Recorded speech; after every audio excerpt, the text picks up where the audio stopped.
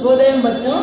आप लोगों को क्या है, मेरा जीवन तो कवयित्री के बारे में, सुभद्रा कुमारी चौहान के बारे में पढ़ाया गया है। आज आप लोगों को क्या है वो इनकी कविता जो कुछ भी है पद्य उसके बारे में बता दी। पहले पद्य तो हो गया बच्चों, आप लोगों को पढ़ाया गया है ना। कवयित्री ने अपने जीवन में कभी भी क्या है वो सदा उन्होंने हंसना ही सीखा है, वो रोना तो उन्होंने नहीं जानती है। ये तो कितनी किस्मत वाले हैं, देखो रोना नहीं जानती बोले तो वो कब ऐसा होता है, हमारे पास जो कुछ भी है उसी से हम कब संतुष्ट होते हैं, तब हम लोगों को रोने के बारे में चिंता करने की जरूरत तो नहीं होते हैं। और क्या है वो जीवन, इनके जीवन में पूरा सदा क्या बरसा है, सोना ही सोना बरसा है। इसका मतलब आनंद ही आनंद है, उनके जीवन में कुछ भी कमियां तो नहीं है। मैं अब तक नहीं जान पाई कैसे होती है पीड़ा, दर्द कैसे होता है नहीं मालूम हुआ है। ऐसा कैसा टीचर आप लोगों को, कभी कभार वो नीचे भी गिरे होंगे ना, वो दर्द अलग है, ये पीड़ा अलग है। वो दर्द क्या है, शरीर के लिए मिलने वाला दर्द है, कुछ समय के लिए रहता है, उसके बाद में हम भूल जाते हैं। वही मन को अगर लगे तो वो दर्द तो हम लोग भूलने के लिए कोशिश करने पर भी वो दर्द तो दूर नहीं होता। उन्होंने अपने जीवन कैसे वो बिताई है, वो हंस हंस कर जीवन में कैसी करती है क्रीड़ा, हमारे जीवन में आनंद कैसे करते हैं, वो अपने खेल कैसे दिखाते हैं, उसके बारे में बताया गया है। अब उसके आगे बढ़ेंगे। जगह असार सुनती हूँ, मुझको सुख सार दिखाता है, मेरी आंखों के आगे सुख का सागर लहराता है। उत्साह उमंग निरंतर रहते मेरे जीवन में, उल्लास विजय का हंसता मेरे मतवाले मन में। इधर जग का मतलब क्या है, संसार। संसार में क्या है वो असार सुनती है, उसका सार कुछ भी नहीं है, उसको क्या है वो असार है। इसका मतलब क्या है, संसार तो अशाश्वत है बच्चों, वो शाश्वत तो नहीं है, उसके लिए क्या हम लोग परेशान होने की जरूरत तो नहीं है। और उनके जीवन में क्या है, उसके को ध्यान ना देने की वजह से इन कवयित्री को तो सदा सुख का सार ही मिला है, हर एक जगह में उनको सुख ही सुख दिखाई दिया है। वो उनके लिए क्या है वो कष्ट या दुख तो कभी भी उसके सामने नहीं आए। और उनके आंखों के आगे भी क्या हो गया है, वो सुख का समुद्र लहराने लगी है। मीन्स वो उनका खुशियां कैसे हैं, ढेर सारे हैं, इसीलिए वो समुद्र की तुलना की है उनके खुशियों को। और उत्साह उमंग निरंतर रहते मेरे जीवन में, उत्साह के साथ साथ जुड़ा रहता है उमंग। हम लोग कुछ करने की कोशिश कब होता है, अगर हम उत्साह से है तो। उसी की जगह में हम निरुत्साह है तो कुछ भी नहीं कर पाते, उदास होकर एक कोने में बैठना पड़ता है, किसी कार्य में मन नहीं लगता, हर एक काम में रुकावट तो आता है। उसकी जगह में अगर आपके अंदर उत्साह है तो वो आप लोगों को नए करने की भावना प्रेरणा देती है, उसके जरिए आप लोग सब कुछ कर सकते हैं। उनके कैसे वो उनके जीवन में उत्साह उमंग निरंतर रहते हैं। जिस प्रकार समुद्र में लहरें कैसे एक के बाद में एक आके किनारे को छूने के लिए निरंतर प्रयास करते रहते हैं, उसमें क्या है, निराशा की भावना नहीं है। हम मानो भी समुद्र को वैसा लेना है, समुद्र को देख के उसके अंदर डूब के मरने की भावना नहीं आना। जिस प्रकार वो प्रयास कर रहे हैं समुद्र के लहरें, उसी प्रकार हम लोग कोशिश करना। एक एक बार उत्तुंग तरंग कैसे आसमान को छूने के लिए ऊपर उठते हैं, लेकिन छूने के प्रयास में हार कर नीचे गिरते, लेकिन वो हार को हार के समान नहीं मानते हैं, वो आगे के वो बढ़ने के लिए प्रयास तो करते रहते हैं। और ये उत्साह क्या करते हैं, उमंग हम लोगों को उल्लास भर देते हैं, आनंद देते हैं। विजय का हंसता मेरे मत वाले मन को, तब क्या हो जाता, जरूर हम लोगों को पराजय नहीं होता, हम विजयी को ही हासिल करते हैं, वैसा कहा गया है कवयित्री ने। और आशा आलोकित करती मेरे जीवन को प्रतिक्षण, है स्वर्ण सूत्र से विलयित मेरे असफलता के धन। सुख भरे सुनहरे बादल रहते हैं मुझको घेरे, विश्वास प्रेम साहस जीवन के साथी मेरे। देखो कितना अच्छा है कवयित्री के साथी, और आपके साथी भी वैसे ही होना है। आप लोग 2 कदम पीछे आए तो 4 कदम पीछे खींचने वाला नहीं होना है। हम लोग आप लोगों को सदा प्रोत्साहन करने वाला, आगे के ओर बढ़ाने वाला, आगे के ओर जाने के लिए आप लोगों की सहायता करने वाला, ऐसे लोगों के साथ ही रहना। इसमें क्या बताया गया है, आशा आलोकित करती है, आलोकित बोले तो उज्जवल करना, प्रकाशित करती है वो। आशा के अलावा भी हम लोग कुछ भी नहीं कर, निराशा भावना से हम कुछ भी हासिल नहीं कर सकते। हाँ, आगे चलकर इस बार तो नहीं मिला, नेक्स्ट टाइम तो मिलता, ऐसा आशा की वजह से मानव आज भी जीवित है। अगर वो निराशा भावना आए तो क्या करते हैं, अपने आप को खोने का समान मान कर एक बार अपने आप को खोते भी हैं।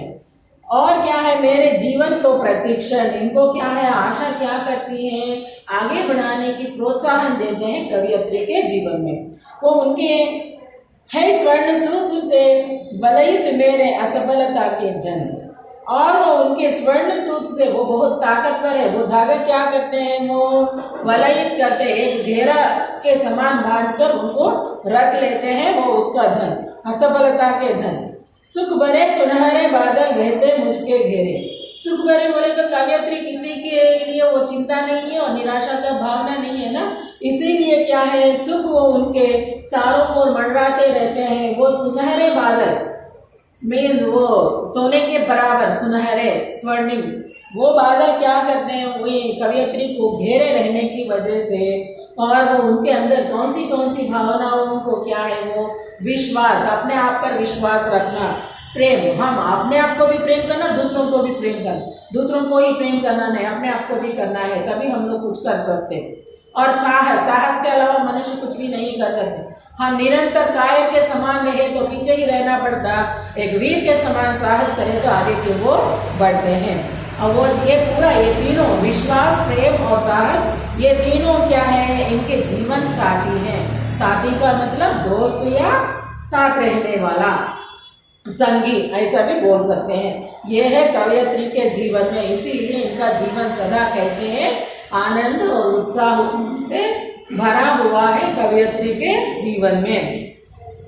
और ये इसमें क्या है, जीवन में हंसते के रहने के क्यों जरूरी है, जीवन में हंसते बोलते रहना। कारण क्या है, एक बार हमारे चेहरे में अगर उदास है तो दूसरों को, हम लोगों को देखे, अरे क्यों देखा इनका चेहरा, इनके चेहरे ना देखे तो कितना अच्छा होता है ना, ऐसे सोचते हैं।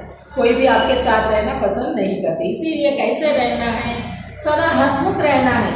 इधर हंसमुख का मतलब क्या है, पागलों के समान हंसना नहीं, हर बात के लिए प्रसन्न चित्त से रहे तो तब दिखाई देते हैं हंसमुख, वैसा रहना ही जरूरी है। और खुशहाल जीवन की क्या विशेषता है, खुशहाल जीवन में हम सब कुछ हासिल कर सकते हैं और हमारे जीवन दूसरों के लिए प्रेरणादायक होते हैं, और सभी विषयों में हम लोग क्या है, उत्साह के साथ कार्य कर सकते हैं। और प्रसन्न व्यक्ति दुखी नहीं होता, इसका अपने विचार लिखिए, ये आप लोग करने का है। वो प्रसन्न व्यक्ति दुखी नहीं होता। प्रसन्न कब होते हैं, हम अपने पास जो कुछ भी है उसी से संतुष्ट है तो हम प्रसन्न होते हैं, तब तक हम प्रसन्न नहीं होते। आप लोगों का अनुभव क्या है, वो आप लोग खुद लिखना है, ये तो आप लोग खुद लिख लीजिए। और इसके बाद में क्या है, वो इन पंक्तियों के उचित क्रम में लगाना है और उन पंक्तियों को सही ढंग से लिखना भी है वो। और इधर नीचे कुछ पंक्तियों का भाव स्पष्ट करना है, वो भी आप लोग करना है। ऊपर सही क्रम में लिखना है और नीचे क्या है, भाव स्पष्ट करना, और अपने शब्दों में लिखना है। बार बार आती है मुझको मधुर याद बचपन तेरी, गया ले गया जीवन की सबसे मस्त खुशी मेरी। और इसमें क्या बताया गया है, वो इनके जीवन में बार बार हमारा बचपन कैसे है, आप लोग बहुत उतावले हैं, आगे बढ़ेंगे, 10th क्लास होने के बाद इंटरमीडिएट, इंटर के बाद में BA, डिग्री के बाद नौकरी, ये पूरा नौकरी करे तो हम लोगों के पास ढेर सारे पैसा आते हैं, मौज मस्ती करते हैं, ऐसा सोचते हैं, वो गलत है। आपके जीवन कैसे है, बहुत सुनहरा जीवन है। ये जीवन का मूल्य आप लोगों को ना मालूम होने की वजह से जबरदस्ती जल्दबाजी में क्या है, आगे के वो भागने के लिए कोशिश करते हैं। बाद में पता चलता है अरे आगे इतना है, बड़े खाई हैं, वो कुछ भी नहीं है। ऐसा कब मालूम होता है, जब अपनी बारी आती है ना, तब मालूम होता। तब तक क्या है, वो हम लोगों को कुछ ही विषयों के बारे में नहीं मालूम होता है। इसीलिए बताया गया है इसमें कवयित्री ने, बार बार आती है मुझको मधुर याद बचपन तेरी, वो सुनहरा बचपन कहाँ गुम हो गए हो, मैं तेरी इंतजार में। तो बार बार पुकारने पर भी वो वापस तो नहीं होता। कारण क्या है, जो बीत गया है सो बीत गया, वो वापस तो नहीं मिलता है। और गया ले गया जीवन का, हमारे जीवन के खुशहाली समय को भी अपने साथ साथ लेके गए हैं समय। और सबसे मस्ती खुशी मेरी। उस समय कैसे हैं, सब लोग प्यार करते हैं और सब लोग डांटते भी हैं, डांटने के बाद में भी प्यार करते हैं। बड़े होने के बाद क्या है, अपने आप को खोजना है, अपने आप को सांत्वना देना है, खुद करना पड़ता है बड़े होने के बाद। ये पूरा आप लोग अपने शब्दों में लिखना है। नीचे दिए गए प्रश्नों के द्वारा आप लोग अपने उत्तर लिखना है। वो कवयित्री ने जीवन में क्या क्या सीखा है, वो कवयित्री के जीवन से आप लोग क्या क्या सीखा, वो उसमें उत्साह, उमंग, हर बार हंसकर जीवन रहना, उसके बाद जो कुछ भी है उसी से संतुष्ट रहना और अपने आप पर विश्वास, प्रेम, ये पूरा साहस के साथ आगे बढ़े तो अपने जीवन में सब कुछ हासिल कर सकते हैं, ऐसा बताया गया। कवयित्री को यह संसार कैसा लगता है, वो कवयित्री के बराबर आंखों में देखिए यह संसार उसको कैसा लगता है, आप लोग लिखना है। पूरा संसार सुख सागर से भरा हुआ है कवयित्री के, इसीलिए उनके जीवन में क्या है, सदा विजयी और हंसना, ये दो ही उनके साथ ही बढ़ा है। कवयित्री की खुशहाल जीवन का क्या कारण बताया है, आप लोग कविता के द्वारा ध्यान दीजिए। कवयित्री ने जीवन की साथी किसे बताया है, उनके जीवन के संगी कौन कौन है, विश्वास, प्रेम, साहस जीवन के मेरे साथी हैं, ऐसा बताया गया है कवयित्री ने। मेरे जीवन कविता का सारांश आप अपने शब्दों में लिखने के लिए कोशिश कीजिए बच्चों। और कवयित्री ने अपनी कविता में आशावादी भावना कैसे उभारी है, आशा के अलावा मनुष्य कुछ भी नहीं कर सकते, वो भावना तो कवयित्री ने बहुत सुंदर ढंग से बताया है। ये विषय तो आप लोग बताना है। और ये इसमें क्या है, वो इन शब्दों को ध्यान देना है और समासों के बारे में बताया गया है। समास सीखना है, समोसा के बराबर खाने के लिए प्रयास तो नहीं करना है।